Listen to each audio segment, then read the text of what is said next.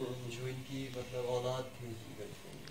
والدہ مطلب وہ یہاں پہ مطلب اس کا خاتمہ ہوا نعوذ باللہ. شان نزول سے کہ رسول پاک صلی اللہ علیہ وسلم یس اولاد نرینہ اور مطلب حضرت قاسم رضی اللہ تعالیٰ عنہ حضرت ابراہیم رضی اللہ تعالیٰ عنہ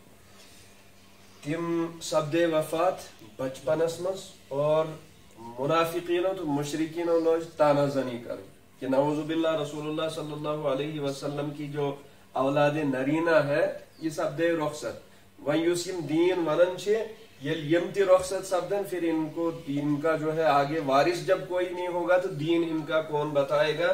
سو تانا زنی کرنے خاطر کینچو منافقینوں تو مشرقینوں لوگ ونن کس یہ لفظ کس لفظ اور یہ عربک دستور کہ یمس اولاد نرینہ اس نہ بچن تمس عربک لوک ابتر سمجھن دپان یہ معاشرے کا ابتر آدمی ہے نعوذ باللہ من ذالک. یہ لوگ یمو ون رسول پاک صلی اللہ علیہ وسلم خاطر پروردگارن دیو جواب انا اعطینا الکوثر ہم نے تو آپ کو کوثر عطا کیا ہے یقیناً بے شک ہم نے آپ کو کوثر عطا ہے. اور کوثر سے تو اس مراد پور دنیاوی خیر آخرت و خیر پوری اتحانات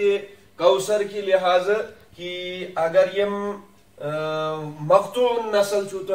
ونن یا امیک تام چھو تو دیون مگر آپ کی جو اولاد روحانی اولاد بھی دنیا کے اندر ہر جگہ آپ کے دین کا ڈنکا بجے گا آپ کی ذات کا بجے گا. جس دین کو لے کر آپ آئے ہیں اس دین کو ہم رفعت دیں گے آپ کی روحانی اولاد کے ذریعے سے بھی. اور وہیں اس جسمانی اولاد نسلی اولاد جو اور نسلی اولاد جو یم حضرت فاطمۃ الزہرا رضی اللہ عنہا یم رسول پاک صلی اللہ علیہ وسلم اولاد بحیثیت مونس دنیا مز بروٹ پک حضرت زینب حضرت ام کلثوم حضرت رقیہ رضی اللہ تو تہند بروٹ کن یس نسل پچ تو اللہ پاک نے اس سے بھی دین کا کام آگے مطلب حضرت امام حسن رضی اللہ حضرت حسین رضی اللہ عنہ تو پروردگار فرمو کہ چاہے سو روحانی اولاد اسن چاہے سو تونس خونی اولاد اسن وہ دونوں آگے چلے گی. یم اگر تو تان چھو دیون اولاد نرینہ پہ تو ہم نے اس کے بدلے آپ کو خیر کثیر عطا کیا. کوثر سے مراد دنیاوی اور آخری تمام خیر کی چیزیں آپ صلی اللہ علیہ وسلم کو نصیب کی گئی عطا کی گئی.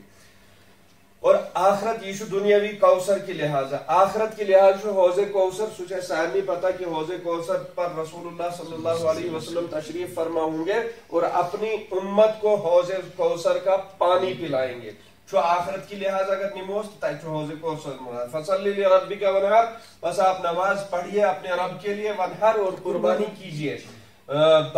بدنی عبادت تھی تو مالی عبادت تھی. نماز سے مراد بدنی عبادت ونحر قربانی سے مراد مالی عبادت. ان شانئک هو الابتر بے شک آپ کے بغض والے مطلب شان منے وہ کیسے حسد تھاون بغض تھاون کیسے نفرت دلس مز پالیں یت کر یمو یہ نفرت پاجمت رسول اللہ صلی اللہ علیہ وسلم خلاف تہن بغض دلس مز پورمت. پروردگار فرماؤ کہ بے شک آپ کے بغض رکھنے والے هو الابتر وہی ابتر ہے. تمہیں مقتول نسل تمہیں کمتر تمہیں ابتر ان کا ہی کوئی نام لینے والا نہیں ہوگا مگر آپ کا جو دنیا میں